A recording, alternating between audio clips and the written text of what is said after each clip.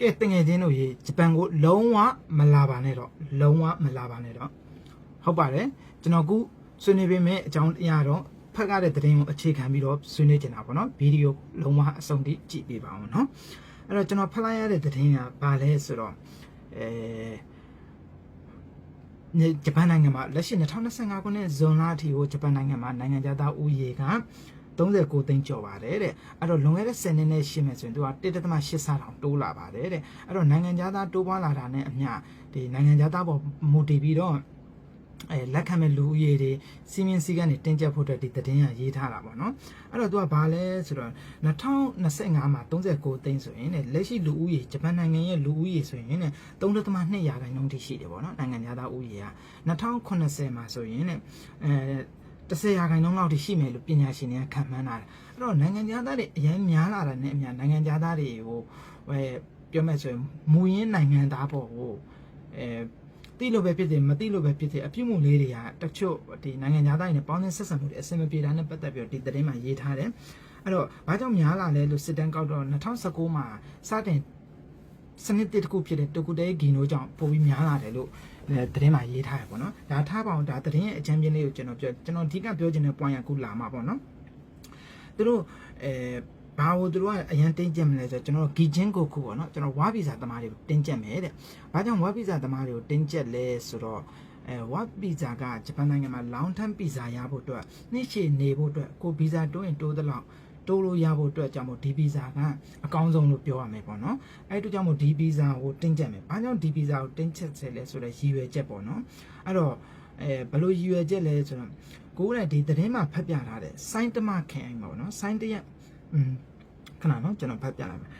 စိုင်းတမခဲမှာရှိတယ်တဲ့ဒီဟင်းသီးဟင်းရွက်တွေပေါ့နော်ဂျပန်လူမျိုးပိုင်တဲ့လုပ်ငန်းပါပဲတဲ့အဲဒီဂျပန်လူမျိုးပိုင်တဲ့ဟင်းသီးရွက်လည်းမှာသူက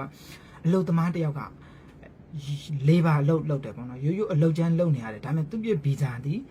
ကျွန်တော်တို့လိုဝါဗီဇာပညာရှင်ဗီဇာဖြစ်နေပေါ့နော်ဝါဗီဇာယူထားတဲ့အတွက်ကြောင့်မို့ဒီအလုပ်ကျန်းကလောက်ခွင့်မရှိပါဘူးဥပဒေရအဲ့ဒါကြောင့်မို့ပိုင်ရှင်နဲ့ဒီအလုပ်သမားလည်းဖမ်းဆီးခံလိုက်ရတယ်ဆိုတော့သတင်းလေးကိုပါသူကကိုးကားပြီးတော့ထည့်ပြီးရေးထားတယ်ပေါ့နော်အဲ့တော့သတင်းမှာတော့အများကြီးအကြောင်းအရာတွေပါတယ်ကျွန်တော်ခုဆွေးနွေးချင်တာအဲ့မလာပါနဲ့တော့လုံးဝမလာပါနဲ့တော့ဆိုတဲ့အကြောင်းတရားကတော့ဒီဂီချင်းခိုခုကိုသူက general အပြင်သူ့မှာသတ်မှတ်ထားတဲ့ engineer ဖြစ်ရမယ် marketing ဖြစ်ရမယ် marketing လုပ်ငန်းပေါ့နော် company marketing ဘန်းဖြစ်ရမယ်နောက်တော့ဘယ်လိုပြောမလဲဘာသာပြန်အလုပ်တွေဖြစ်ရမယ်ပေါ့နော်အဲ့လိုလူတွေမဟုတ်ဘဲနဲ့အခြားအလုပ်တွေဆိုရင်တဲ့သူကဘယ်လိုပြောရမလဲဆိုတော့ဒီဝက်ဗီဇာနဲ့အကျုံးမဝင်တဲ့အတွက်ကြောင့်မို့ခိုင်းစီသူလည်းဥပဒေချိုးဖောက်ရရောက်တယ်လုပ်တဲ့သူလည်းဥပဒေချိုးဖောက်ရရတယ်အဲ့တော့ကျွန်တော်ခုဒီရိုက်တဲ့ဗီဒီယိုအကြောင်းပြကျွန်တော်တို့ကဝက်ဗီဇာကို65တောင်1100နဲ့အလွယ်တကူလာနေကြတာရှိတယ်မှလားကျွန်တော်တို့မြန်မာနိုင်ငံသားတွေလိန်နဲ့လိန်ခံနေရတယ်လေအဲ့တော့အဲ့လူတွေကိုကျွန်တော်ရဲ့ advice လုံးဝအကြံဉာဏ်ပြုချက်ပေါ့နော်လုံးဝမလာစေချင်တော့ပါဘူးဒီ2026ကနေစပြီးတော့ဒီစနစ်ကိုတင်းကျပ်တော့မှဖြစ်တဲ့အတွက်ကြောင့်မို့ခုလည်းတင်းကျပ်တယ်နော်ဖန်ဆီးတာတွေလည်းရှိတယ်ရှောင်းတခင်ဝင်ပြီးတော့ဒီလာဝကအရာရှိတွေကဝင်ပြီးစစ်ဆေးတာမဖြစ်ရင်တော့ဘာမှမဖြစ်ဘူးဖြစ်ပြီဆိုရင်ကိုယ်ကလည်းဥပဒေကိုချိုးဖောက်ရဖြစ်တဲ့လူတယောက်ဖြစ်တဲ့အတွက်ကြောင့်မို့အလိုတွေရင်ဆိုင်ဒီမှာသတင်းမှာတော့ဖန်ဆီးခံနိုင်ရတယ်လို့ဖတ်ခဲ့ရတယ်ပေါ့နော်အဲ့တော့ကိုယ်လည်းကြရင်ကိုဘယ်လိုရင်ဆိုင်ခဲ့မှာချင်းချင်းနဲ့မဟုတ်ဘူး6ချင်းနဲ့မဟုတ်ကျွန်တော်ချင်း6တောင်ဝါသနာမပါဘူးဒါပေမဲ့ကျွန်တော်တို့ကထည့်ပြီးစဉ်းစားရမယ်နိုင်ငံခြားမှာဖြစ်တဲ့အတွက်ကြောင့်မို့ဒီအကြောင်းတရားကြီးကြုံလာရင်ငါတို့ကဘယ်လိုရင်ဆိုင်မှာလဲသိကြတယ်ကိုကရရှိလာတဲ့ဗီဇာနဲ့အကျုံးမဝင်တဲ့အလုပ်ကြီးလုပ်နေကိုကလည်းဥပဒေချိုးဖောက်ရဖြစ်ထားတဲ့လူတယောက်ဖြစ်တဲ့အတွက်ကြောင့်မို့မိအခက်အနာမှာဆိုလို့ကျွန်တော်ကလုံးဝမလာစေချင်ပါဘူးဂီချင်းခုလို့ခေါ်တဲ့ဝါဗီဇာတွေကိ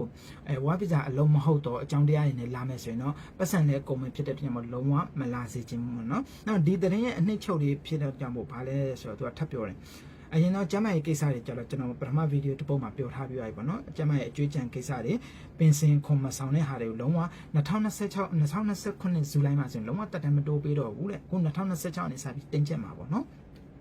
်တော့ထပ်ပြီးဆွေးနွေးထားတာကြာဘာလဲဆိုတော့အဲ့တော့ဒီဂိုင်းကိုကျန်ဥခဲဤတဲ့ဆိုတဲ့ခေါင်းစဉ်လေးနဲ့ပေါ့တော့ဘာထပ်ပြောလဲဆိုတော့နိုင်ငံသားတွေကိုခေါ်မယ်ဆိုရင်အရေးအတွက်တွေများနေတယ်အရေးအတွက်ကိုမလိုဘူးအရေးချင်းနဲ့ခေါ်မှာအဲ့တော့ကိုကလာနေတာတည်တယ်မှာအတက်ကုန်းလွဲကူးတယ်လို့လာနေတဲ့လူတွေကိုတေချာစနစ်တကျစီမံချက်နဲ့ကိုစစ်ဆေးပြီးတော့မှလက်သင့်ခံမယ်ဥမာတခုတည်းဂီနိုဆိုလဲတခုတည်းဂီနိုတေချာလေးစစ်ဆေးမယ်တင်းကျပ်မယ်နောက်တော့ဒီဂျပန်လူမျိုးနဲ့နိုင်ငံသားနဲ့ပေါင်းသင်းဆက်ဆံတဲ့အခါ အလုပ်တူတွဲလို့အဆင်ပြေဖို့အတွက်ဆိုရင်ဂျပန်စကားကိုဟို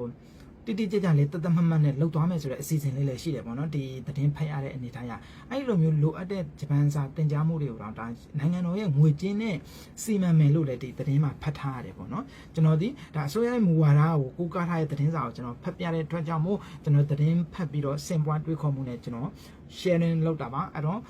ဒီကျွန်တော်ရဲ့ဒီဗီဒီယိုလေးကအသုံးဝင်နေဆိုရင်တော့လက်တင်ခံပေါ့အသုံးဝင်အောင်ဆိုရင်လည်းကြော်လိုက်ပါပါเนาะအသုံးဝင်နေဆိုရင် like and share လေးတွေလုပ်ပေးပါကျေးဇူးအများကြီးတင်ပါတယ်ခုကျွန်တော်နောက်ဆုံးညီကုန်းချုပ်ပြောလိုက်မယ်เนาะလုံးဝမလာပါနဲ့တော့ဝါပီဇာအမိခံနဲ့အောက်ခြေအလုပ်သမားတွေကိုမလာစေချင်တော့တာပါเนาะအားလုံးကြမ်းပါပါစေကျွန်တော်သတင်းရဲ့ link လေးပါတင်ပေးထားပြီเนาะ